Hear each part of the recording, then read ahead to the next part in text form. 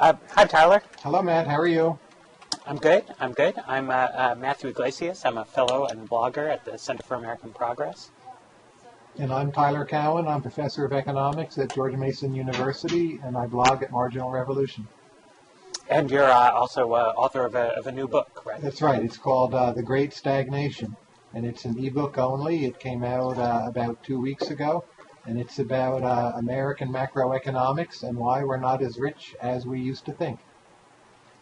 Why and it's about, but not. It's not about us being poorer than we used to be. We are getting richer at a slower rate. Since 1973, the growth rate for median income in the United States has slowed dramatically. And from, say, 1973 to 2004, it's only gone up about 20 to 30%. But this also corresponds to an anecdotal observation, namely that my grandmother in her lifetime saw a lot of big changes, and other than the internet, I haven't seen many big changes in my lifetime. So she got the flush toilet, electricity, automobiles, many other things. So progress is slowed, but economists often have not quite been willing to admit this. I think, in particular, a lot of the arguments in the book are very novel, but the basic subject of the stagnation is something that's, I think, pretty familiar to liberals. There's been a lot of discussion of median wage stagnation in progressive circles, but more sort of right-of-center thinkers, I think, have been skeptical of even just that premise, that there's anything that needs to be explained. Sure, there's a tendency to deny it. There's a very odd ideological split on this issue. If you go back and look at David Ricardo, you're reading Ricardo right now, I know. Mm-hmm. Ricardo was a classical liberal, very free market, and he thought that during his time there was a certain amount of stagnation. One of the other people promoting a stagnation thesis is Peter Thiel, who's a very radical libertarian. But what I find odd is that in the longer term, government has grown quite a bit. So to the extent you think that big government damages economic growth, you would think people would be, on the right, somewhat sympathetic to a stagnation thesis. But there's somehow a juggling they want to do. They want, on one hand, to say markets are really dynamic and innovative and great, and we can't do anything to disturb them. But then looking backwards, there's also a certain amount of complaining. And pushing all of that into one doctrine is a little complicated. So my way of resolving this, I think, is to realize there has been a significant decline in the rate of improvement. It probably won't last forever. But the progressives like Krugman and Jacob Hacker, they want to say that's because of politics and redistribution. But I think fundamentally at the core of this is science and technology. But the reason I think we have the sort of political mapping of this is that there's the perception, I think, on both sides is that since the election of Ronald Reagan has been a sort of, period of conservative political hegemony in the United States, particularly on economic policy issues, since obviously on, gay rights, topics like that, we've moved to the left. So, I think that's why you have an impulse toward, the left being skeptical that well-being is increasing, and on the right, the habit is to sort of cheerlead for recent trends. Sure, but since the time of Reagan, it's hardly an unambiguous victory for libertarian ideas or policy doctrine. There's a fair amount of deregulation, but there's also a big increase in regulation. And in terms of transfer spending, we see the Republicans, and especially Bush 1, doing a big boost in that spending. So it's hardly that we've had an unambiguous move toward greater liberty in a conservative or libertarian sense of that term. No, I agree, but I think that's part of the sort of the larger, perceptual graph. You don't dwell a great deal in the book on why is it that things are seen this way. But part of what I think you're trying to say is that the past 30 years of Republicans winning a lot of elections and passing several tax cut bills haven't actually generated some kind of small government revolution.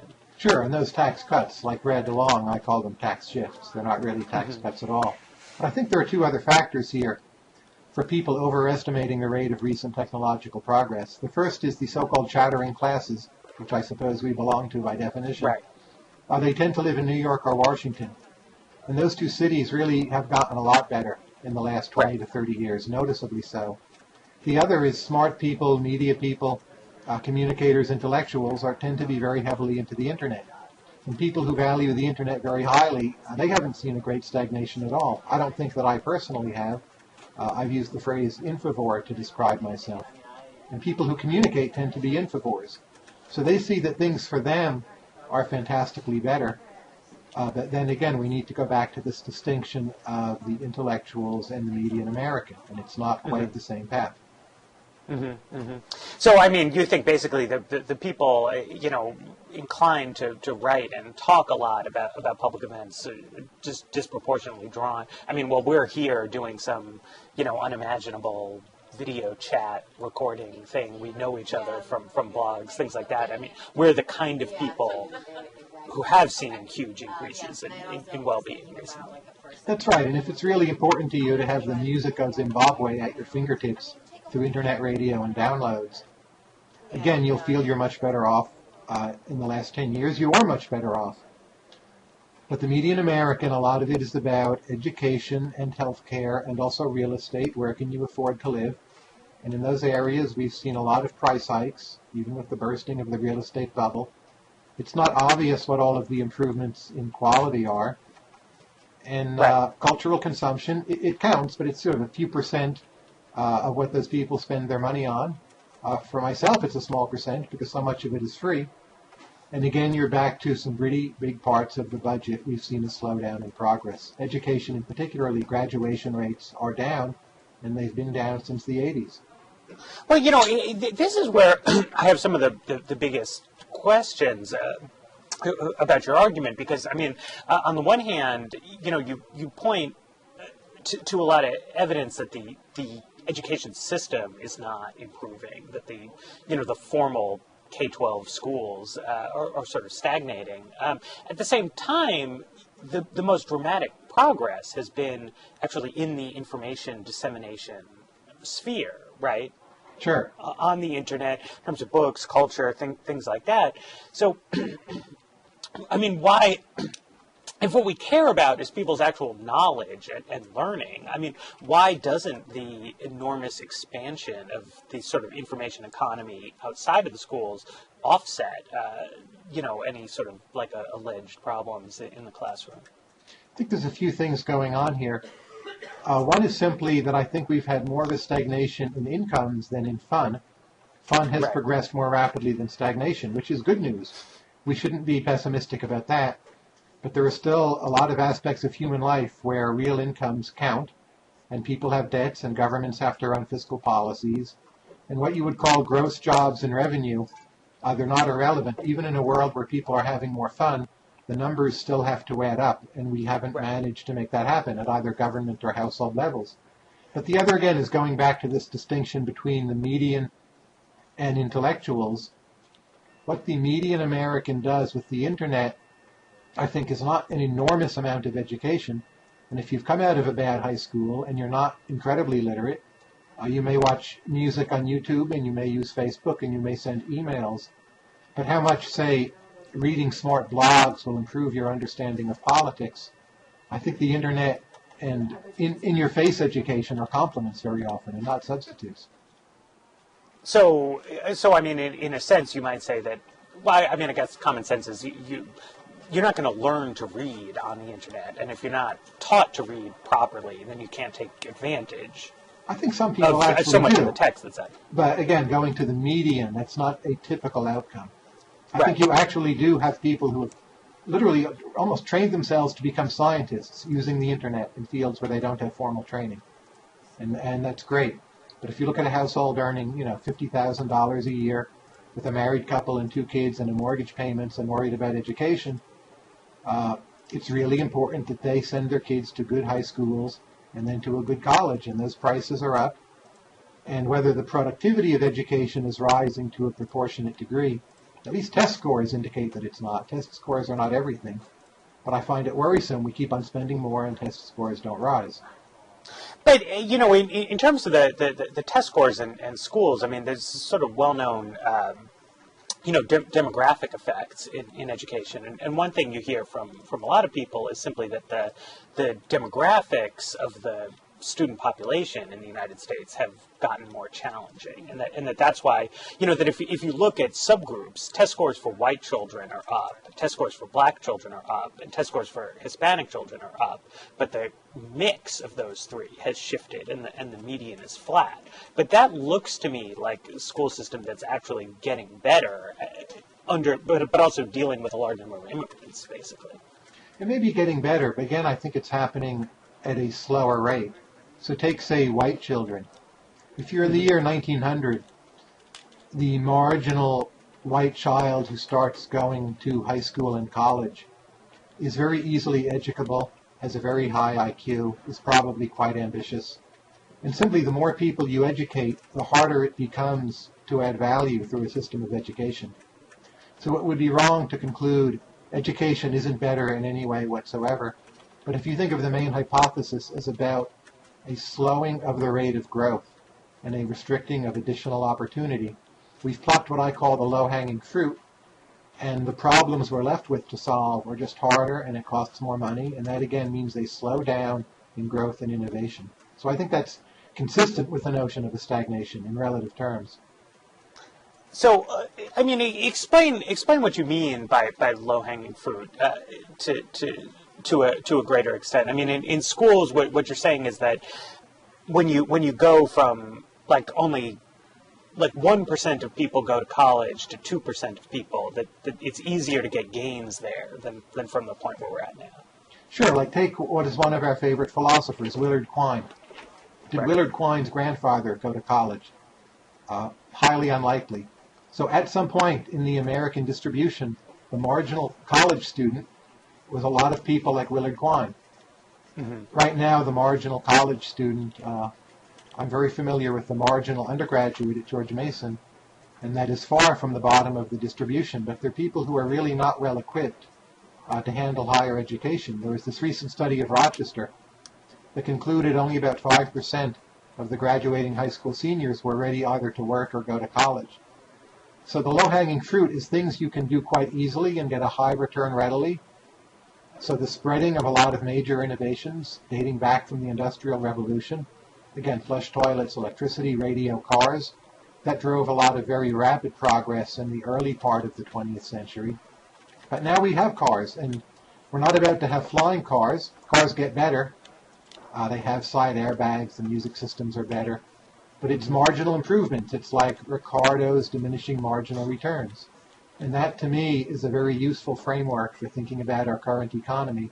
And it's something, in a way, both sides wish weren't true. Republicans want to promise more tax cuts. Progressives want to promise more redistribution.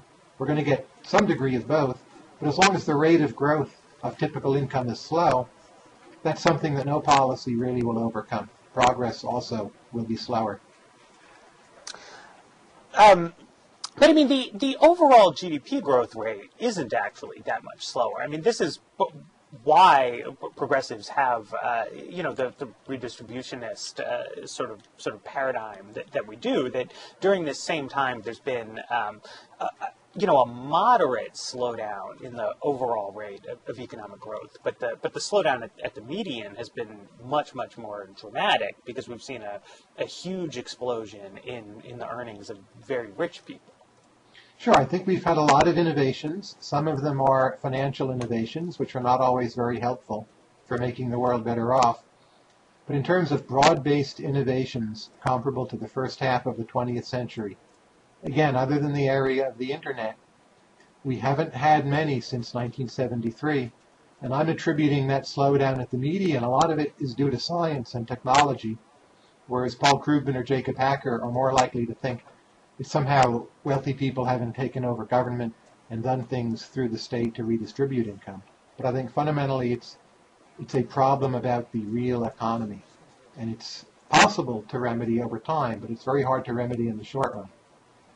Keep in mind also, if you look at total factor productivity, Right. That's a measure of how much of the increase in living standards is coming from new ideas. And that is very sharply down since 1973. It's almost zero. So we're getting richer by throwing more capital and labor at a lot of problems. but that's not the same thing as innovating more. Right. So this is the point that household income has tended to go up more rapidly than actual wages have. Right. I mean, there's more women in the workforce, things like that. Sure, but again, also more women in the workforce. It's a double-edged sword. It's great that there's more opportunities for women to work, but it's given us a lot of one-time boosts in income, where there's also been a cutback in household production that we're not measuring. And that as well makes the post-73 period look not quite as progress-oriented as the numbers indicate. I think right. also I mean, we've had a shift of activity from sort of unmeasured household work into out of the house, and so that winds up overstating the increase in how much is actually getting done. And that's been a big shift. Also, the civil rights movement, which we would all agree is a wonderful development, it's led to a one-time shift due to different classes of people facing less discrimination. But looking forward, we won't capture comparable gains again. There's still some discrimination left to eliminate, but I don't think it will be as big as what we did the first time around. Right. There's not another wave of formal segregation to undo. That's right.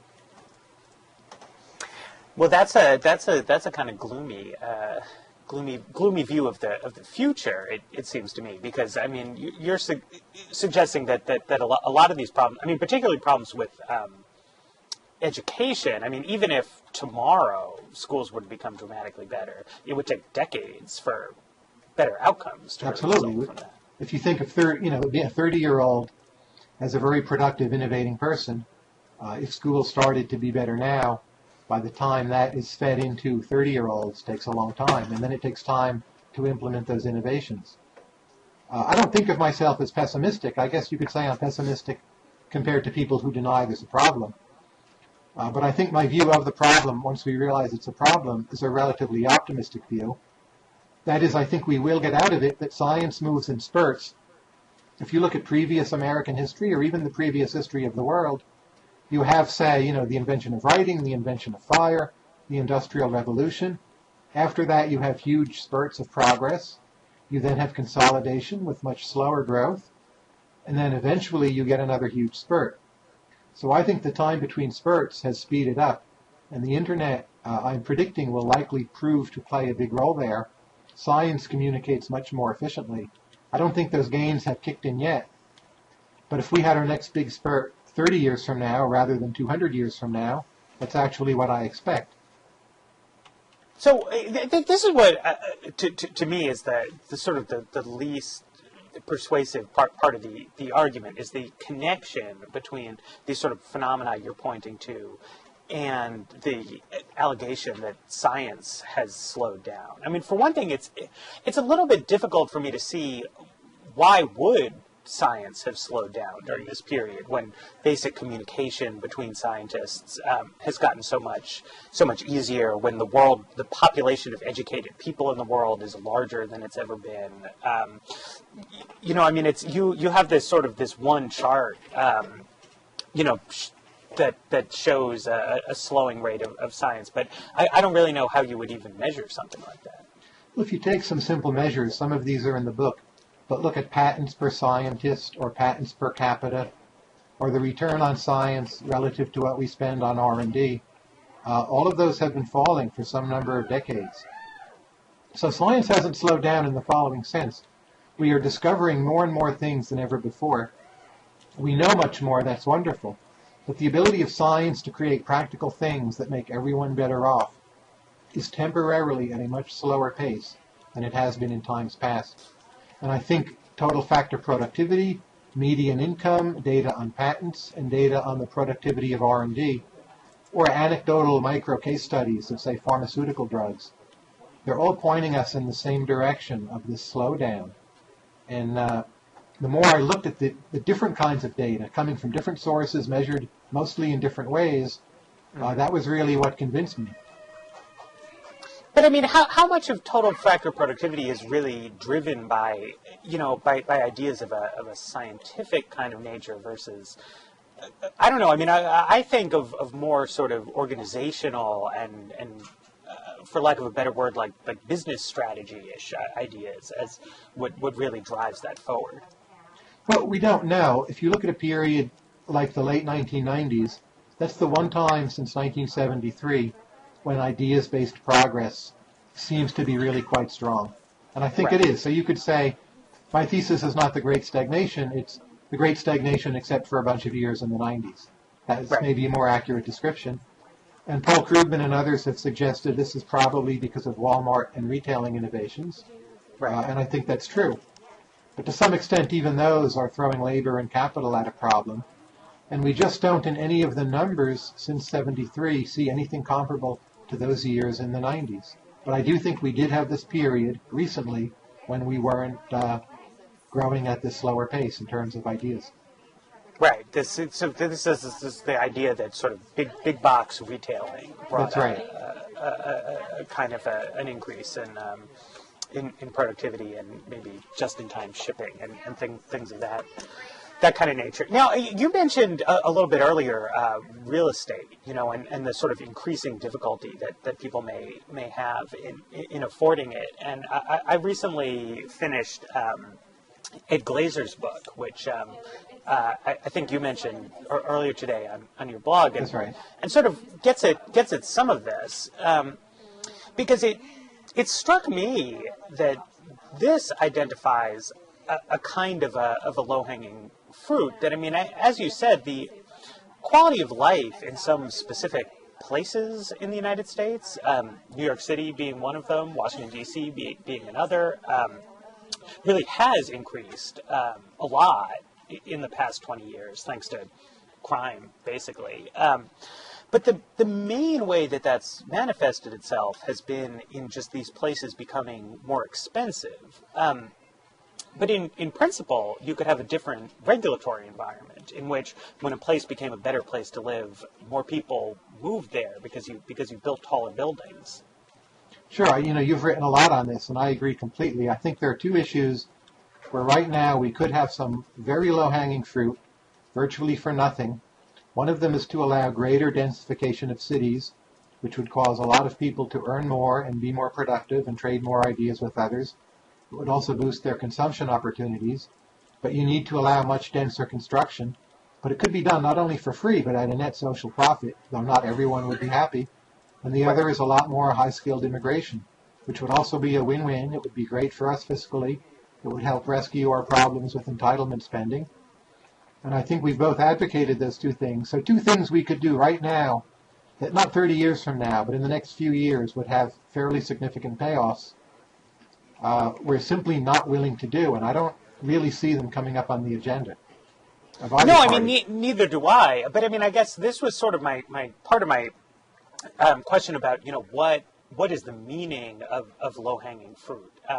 Because on the one hand, free farmland in the western United States, was a great sort of example of low-hanging fruit. And people could come here from Europe and start farms, and there was a lot of living standards associated with that. On the other hand, as a political endeavor, armies had to be raised, a lot of Indians had to be, shot, things like that. So, I mean, it seems to me that there might be some things, we could do quite in the short term, but they're not low-hanging fruit politically. That's right. But there are definitely a number of things we could do in the short run that would significantly boost our chances of having a higher economic growth rate. I think also a lot of areas with regulation, a lot of areas are over-regulated. Wind power is something. We have the technology. You can't do it everywhere. We could do a lot more of it. It would be environmentally friendly.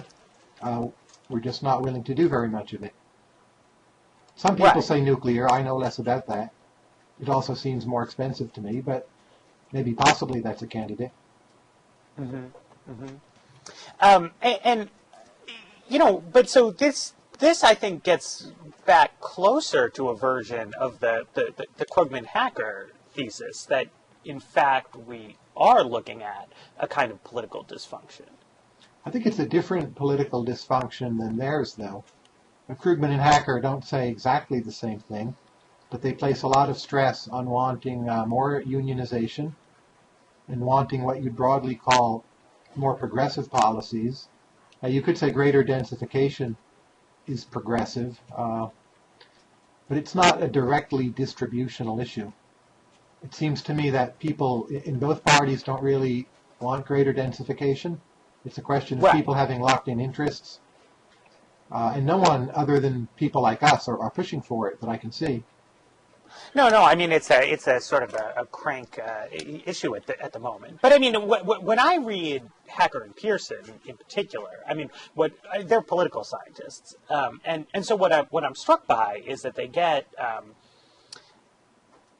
they have a big argument about sort of trends in economic outcomes, and then a argument about the political foundations of these trends, and then a kind of hand-wavy about what exactly it is that they think has been done in the political process. The implication, if you read them and if you know them and if you talk to them, is that sort of the advancing the policy agenda of the labor wing of the Democratic Party is the solution to these problems. But I more and more think that they're right about a lot, but that they're possibly missing the economic foundations. And then if you look at things around intellectual property policy and things around land use regulation, that there you have, political governmental interventions that you can, would tend to increase the economic well-being of certain kinds of entrenched incumbents, even though these are not at all the issues that the Democratic Party coalition is prepared, is organized to address. That's right. I think also with the Hacker book in particular, it doesn't explain very well why Western Europe has seen a growth slowdown since the 1970s. One thing I find persuasive about the Great Stagnation hypothesis is that all the nations on the frontier at about the same time seem to have falling total factor productivity and somewhat falling rates of growth. Now, technology is broadly common across U.S., Western Europe, Japan, and a few other countries. So to me, it doesn't prove it's all about technology and science, but that it's some kind of public good. Whereas if you think it's politics, it's harder to understand why, say, Japan has also seen actually a more extreme stagnation than the United States has. And while some of that is their bad monetary policy, it simply can't be the case that that's the main or the only thing going on. Right. So you see that we're having a lot of growth in poor countries, which is the sort of catch-up that was anticipated by economic growth. Theory a long time ago. And finally it's arrived, and it seems to be more robust than I had thought even 2 or 3 years ago. Places like Turkey and Brazil politically have made very rapid progress toward this being sustainable, in my view. And maybe in the Middle East, I don't know. I don't understand what's going on there. But certainly 2 months ago, I didn't expect to see any chance of progress. And now at least there's something going on. And that's because, in principle, Egypt should be able to look at the way things are done in a somewhat richer country and just kind of copy the business practices that already exist, and that if there's political barriers standing in people's way, that's fine, but that basically what you've done in China is just taken technology that exists elsewhere and built factories that employ it. Absolutely. Let me just interrupt. My light turned off because I had my door closed for too long. This is one of these modern innovations that isn't worth very much. So I need to get up for about 5 seconds and turn the light back on. Excuse me. Why don't you say something more about China? Sure. I don't even know what to say about China. That did it somehow. I think what we're seeing in the world is catch-up growth is robust, but the countries at the frontier are growing more slowly. So culturally and politically, that's a relative shift of power. But when you look at commodity prices, it means the countries that aren't growing at all, and you've blogged at this point in one regard, they really have it much tougher. And the countries at the frontier, they also face higher commodity prices. And that too is a drag on growth, and it's a drag on macroeconomics, because when you have price inflation, not through monetary policy, but through a higher price of wheat and oil, it looks to people like price inflation, and people worry about it, and it's harder to get a pro-growth macro policy. It's not the main point of my argument. But it's another problem we're having, that catch-up growth in some ways is not as good for the leaders as I would have thought 10 years ago. We're in this funny intermediate stage where the countries playing catch-up aren't yet bringing new ideas to the table, but they're bidding for the same resources. Right. I mean, we've gotten used to this idea since the 70s, at least, to a very optimistic view about economic growth and commodities, where, we grow by learning. So as demand grows for metal or oil or whatever, we get smarter about ways of extracting it and yada yada. But if what we're seeing mostly is catch up, then we're not necessarily seeing any actual innovations in the question of how do we get these commodities. That's right, and this long-term trend chronicled by Julian Simon of falling real resource prices, that to me is saying that during those periods we're not having a lot of catch-up growth. That's associated with optimism, but arguably it's a very pessimistic outcome.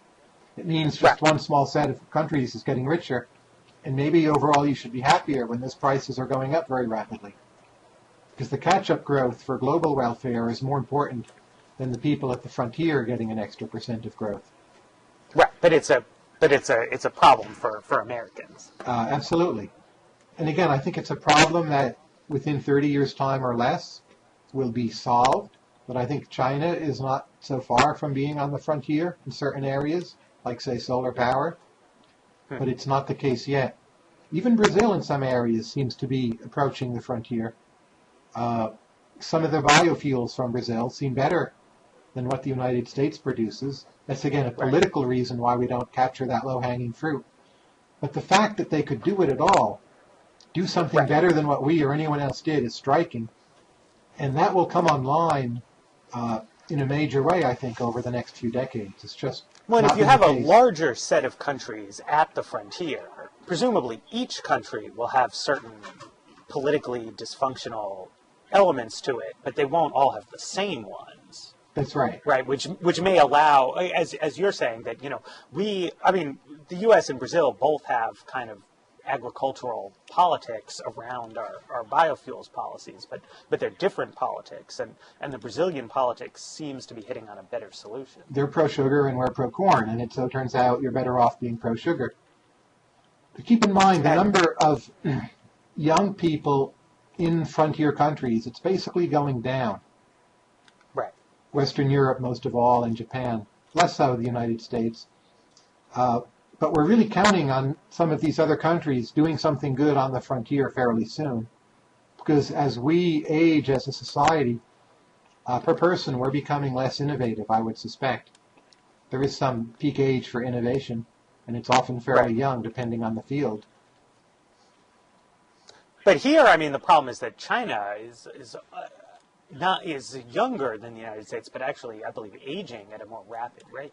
That's right, and their pyramid, so to speak, will be skewed by the one-child policy, which, in my opinion, will not work out very well for them. Right. So, we have this catch-up growth, which is hopeful, and we also have a sort of growing demographic period in developing countries, but it's often in different countries. I think that there's huge numbers of young people in the Middle East, but that's where, no one knows what's going to happen in Egypt, but sort of political and economic progress seems slowest there. That's right. I think there's a lot of room for someone to write a good book on what catch-up growth really means. People usually use the Ricardian model of comparative advantage, which in my opinion is still a completely correct model. Other countries grow, you trade with them more, you're both better off. It's all true. Right. But those are not always the main or first-order effects. There's a lot of other effects, which we're starting to learn because they make the headlines, but we really hadn't thought through very well, in my opinion. Not from any side of the political spectrum. Right. Well, we've gotten, it's funny because this sort of model of catch-up growth has been out there, forever, but it hasn't actually happened, or not very much of it has happened throughout the sort of observed history of the industrial West. Sure. In a way, the first case of catch-up growth could be the West catching up to China and the Islamic world, and that does not in every way work out well for them. Maybe in the long run it has, But for many centuries, how was the 18th century in the Islamic world, the Middle East, and Afghanistan, not very pretty? Right. So in a sense, maybe the president is right to exhort us that we need to try to win the future. Now, Matt, you mentioned, I don't know if it was on Twitter or on your blog, but you're reading David Ricardo right now. And Right, I'd like to ask you, A, why you're reading him, and B, what you're getting out of it, and also if it relates to any of what we're talking about. Well, yeah, I mean, I was trying to go back to really, really old-fashioned discussions of rent, to the, non-metaphorical concept of economic rents. Because, he's, of course, writing about an economy that's still very primarily agricultural. So the question of who has the good farmland is looms large in that time in a way that it hasn't recently. And my thought that I'm toying with is that in an economy that's more dominated by people working in personal services, that in a sense this kind of geographical location is becoming economically important again in a way that hasn't been true in the industrial era. Sometimes I've wondered if you can't think of Ricardo's model as to some extent applying today, that the rent is reaped by ideas. So there's plenty of labor and capital coming online, but ideas that a lot of people benefit from are somewhat scarce, so the rents accrue there. Right. Rather than to land. Wait, sorry, what? So, it may be that ideas are reaping the rents. Right. If there is an innovation slowdown, lower rate of growth, you would expect the returns to ideas production per idea to be going up, even if the total returns are not going up. And that's going to mean higher rents per idea, which to some extent we see with IP. Right. Although, I mean, I think, when we look at the distributional analysis of, who's good, I mean, I think people would, in some ways, feel better about inequality at the top end if it was all sort of Bill Gates's and Mark Zuckerberg's. But it's the persistence of so many hedge fund managers and things like that in there, among other things, that kind of drives some suspicion. Some of this may be a funny kind of negative innovation. Let's say in 1963, people in finance were not very good at playing heads I win, tails you lose, even though some of those incentives were there on paper.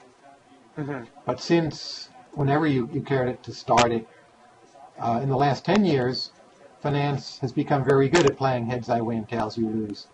And they do so to a much greater degree. And some of that is regulatory, that more leverage is allowed. But I think it's also just people are more clever in finance, and they have a lot more technical tools. And there are a lot of ways you can use the concept of an option to set up synthetic positions that maybe look safe on the balance sheet, or trick a regulator, or fool your shareholders, but are highly levered ways of playing this game. And that's a case where I think something like the progressive story is pretty clearly true. It's an actual transfer in the longer run from poorer people to wealthier people, and it's because we've had this bad innovation.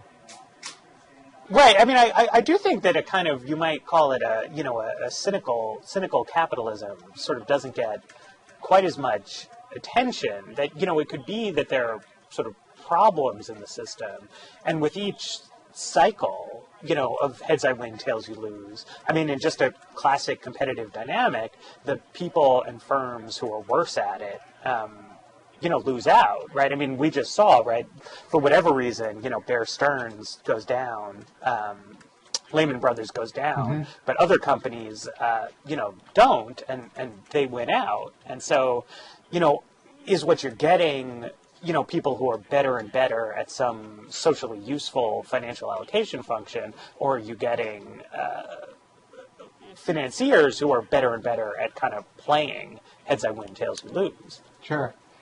I would agree we should have the financial sector shrink in this regard considerably. I'm not sure how much that will boost the rate of growth. The sad thing is it may just, if we succeed in doing it, prevent us from falling in future growth further, which is a scary thought. So I don't know how much gain is in there. We may just be looking to check the forthcoming losses. Well, I think I mean, I think if you look at the current recession, right? I mean, at least I think you see that you might have a better functioning finance system. You might have some less severe downturns in the business cycle. I mean, it turns out to be quite difficult, I think, as a political and policy matter to really ameliorate these steep slumps. Sure, I think now there are still people playing heads I win, tails you lose, but if you're in recovery mode, on average there are enough gains in capital values in the system that nothing explodes. Maybe some people manage to take advantage of the incentives, but at a social level, nothing noticeably terrible happens. And that's where I think we're at now. But since it's now become so clear how many bailouts are embedded in U.S. politics, I fear for the next time there's some sort of major crash, how much risk-taking will have been caught behind where we end up. Yeah, well, and I find it disturbing that, I mean, something you could say 10, 15 years ago is that I think a lot of people genuinely thought that these financial problems that were coming around the corner didn't exist. Mm-hmm. I mean, it was I'm sure there were, cynics and crooks and so on and so forth, but to a large extent there was a sincere kind of mistake. Sure, I thought that. Right. And I don't know barely anybody today who really thinks that what's been done has solved the problem. That's right. I mean, there's some people who I will hear claim made it worse, and there's people who claim that it's been made better, but I don't think anyone thinks that it's been solved. That's right. And yet, there's no momentum to doing anything more about it. I think the tough thing is, say you're President Obama, or for that matter, a Republican leader, to somehow get on TV in whatever form and say, we're moving from 30-to-1 leverage, or 34-to-1, to 12-to-1, and this will mean mortgages and consumer credit cost more, and we're going to do this because X number of years down the road, if we don't, there'll be trouble. It's simply not a winning strategy for anyone politically. So you may try various backdoor ways of getting there, which maybe even you yourself feel half-heartedly about, because in a way it only works if it hurts in the short run. If no one is suffering, you're not getting anywhere. And how much does anyone in office want to do that? I think not very much. Right. But so, I mean, how is it that in the, I mean, how is it that in the past, I mean, we used to have some very draconian, regulations on the financial services industry. I mean, things that, I would say, I think most people think, went way too far. But presumably, I mean, it was the same deal back then that, politicians liked it for people to be able to get loans and so forth. I mean, these sort of political economy problems can't be totally, unsolvable. I think there's a status quo bias. So if we started with different levels of credit availability, to keep them is not very hard. But when people have received more and then they have to cut back, I think that's significantly harder. And status quo bias, I think, as a concept, is not as strong in public choice theory as it should be. So there's a lot of ratchet effects. And we're living through those now. And they're very difficult to overcome. I think the left in particular has faced this problem with Obama. And very often they end up blaming Obama. But I blame whether I agree with the ends they're seeking or not, I blame the ratchet effects. It's very hard to take things away from people. It's the same problem with densification of cities. You're telling some group of homeowners, we're going to cut down your trees, or you'll have more neighbors, or something, or for a while you'll have more traffic. There's, again, has to be some inconvenience, which they would have been happy with had it been something they moved into and was capitalized in the price, perhaps. Right. But say a bit more about David Ricardo. Like, how do you find him as a mind? Do you think, gee, this guy's a lot smarter than I would have thought, or what an idiot, or he's very confused, or how is it? Well, no, I think it's fascinating to read the sort of the smart people of the past, because you see them sometimes engaged in what seem like laughable errors or just weird like there's this whole thing near the end of political economy and taxation, where he's in an argument with Adam Smith about whether or not we should price everything in terms of corn. which seems like a sort of bizarre debate to be having. But it also makes you think about the fundamental questions in a way that gets escaped. I mean, this whole again, even the corn issue. What is really valuable? Money and what things are used for. And all in all, I actually think it's pretty impressive that by talking about what's almost a simpler world, you get to the core of things in a clearer way than a lot of contemporary accounts. In my view, Ricardo was very, very smart, and it's remarkable how well his intuition behind his models corresponds to what you can actually model, even if it's not in every way realistic. And all those discussions about corn, I think he's looking for a way to close his system, that he sees corn as both an input and an output. So corn feeds workers, and then workers produce more corn. So if you think of things in terms of corn, you understand and derive and pin down the real rate of return in the system, and whether that's rising or falling or whatever, and that you need this kind of commodity bundle. And he's more consistent on that than Smith in a way. Mm-hmm. In Smith, rates of return, I think, are more determined by supply and demand. But for Ricardo, it's more about the science and technology of growing corn and the scarcity of land and how much does the marginal piece of land yield you. It's a very kind of rigid, unforgiving model that imposes its will on you, and you have to live with what it coughs up. Right. No, and there's a real. I mean, there's an appealing, I think, to me, starkness and simplicity about it. That, you either get better at growing corn, you get worse. You have a better piece of land, you have a worse piece of land. The people, either have enough food to have children, or else they starve to death. Kind of simple thing. I don't know in the end how much it really has to do with today. But I do think that there's something to the emphasis on rent as a really as a non-marginal element of the economic world that I think matters now that so much of life is regulated to one extent or another, and we seem to have a lot of to me growing pressure on health, education, housing, sort of the most regulated up sectors of the economy. Sure. And that's really where the action is in terms of things that could make people's lives better. I think Ricardo thought very deeply about diminishing returns, and he sees diminishing returns as the most fundamental fact about an economy. And I thought about Ricardo a lot when I was writing The Great Stagnation. I think in a way the book is saying a lot of aspects of Ricardo are correct in the short term, but not in the longer term. In the longer term, there really are these bursts of increasing returns, and they will come again. And if you think of Ricardo historically, in the early 19th century, growth was often quite slow or mediocre, and especially for the average family. The Industrial Revolution was not quite the bounty of plenty right away that people sometimes pretend it was.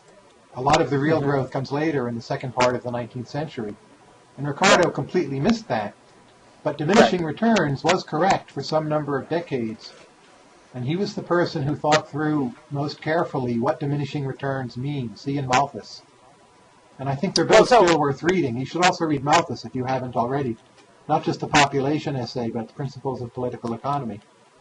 I will look into it. Now, do you think it's possible that diminishing returns in the realm of ideas is at some level just a brute fact, that there's not that much more to learn about the universe, and you can sort of bring people up to the frontier, but the frontier, there's just not that much further to go? Maybe at some very, very distant margin, but I don't think in a way that's relevant to us. First, some of the problem is political, and at least in theory could be fixed. But even putting the political issues aside, if we look at science, I think there are a number of frontiers we're knocking on right now, especially in the biosciences, like genome-based medicine. There's nothing in it that is making me better off now, or is likely to make me better off in the next 10 to 20 years. but it's a live wire in a way that it wasn't a few decades ago.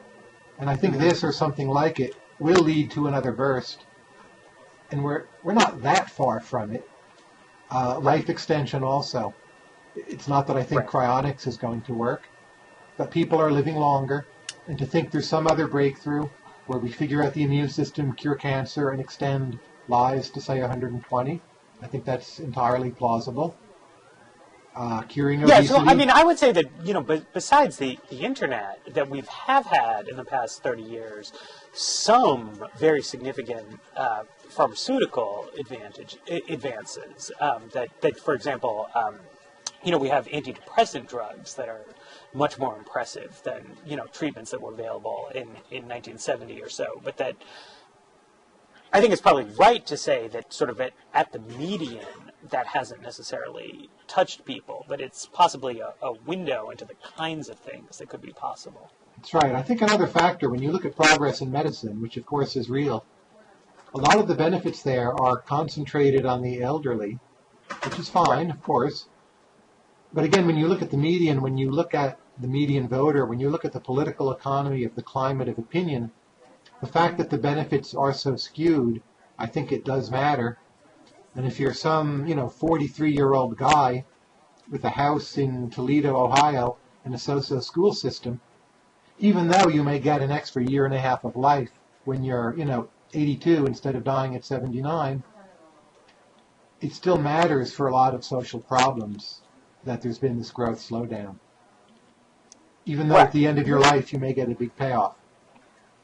Well, and I mean, we have the funding of treatments is very balanced toward the older end when there's less,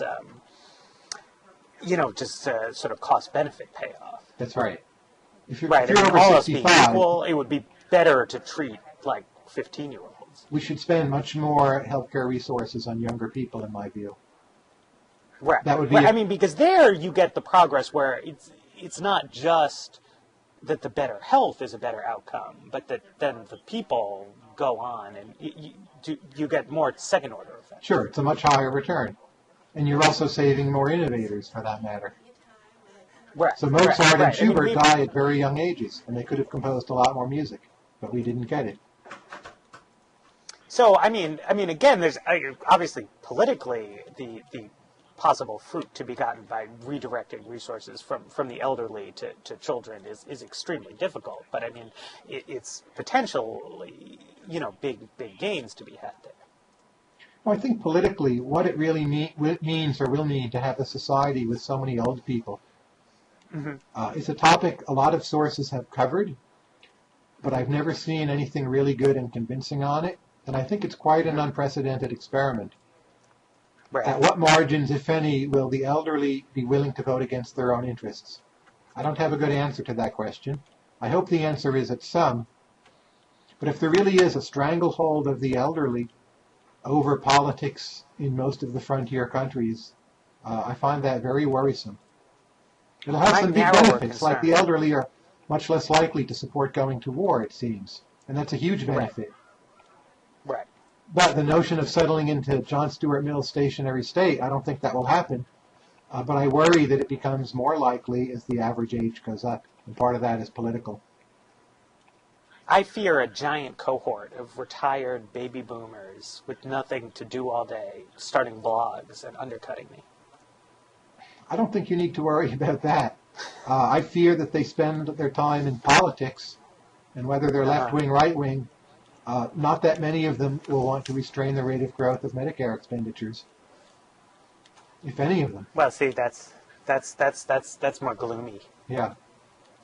But I think your blogging status is secure for the foreseeable future. Well, I hope so. That's why I'm trying to stay ahead of the curve. Read the old books, do the Blogging Heads episodes. Got to keep pushing the frontier forward. People don't blog enough books, in my opinion. There's far too much blogging of online news articles of the day, which is fine. Of course, they need to be covered, but there's an overcrowding. There's like an externality. Right. That was my conclusion, is I had to differentiate more. And think about what are people not writing about. Yeah, in terms of my posts, I've tried to do that for a long time, to take advantage of the fact that I can read a lot of books fairly quickly and just give some sources that not everyone else is looking at. Makes sense. All right. I should probably wrap this up. Okay, let me just read off the full title of my book, because I forgot to do that at the beginning. It is Tyler Cowen, The Great Stagnation, How America Ate All the Low-Hanging Fruit of Modern History, Got Sick, and Will Eventually Feel Better. It's an ebook. It's available on Amazon. You don't need a Kindle to read it. You can download it to your computer, convert it to PDF. You can get a free e-reader from Penguin. It's $4, 15,000 words.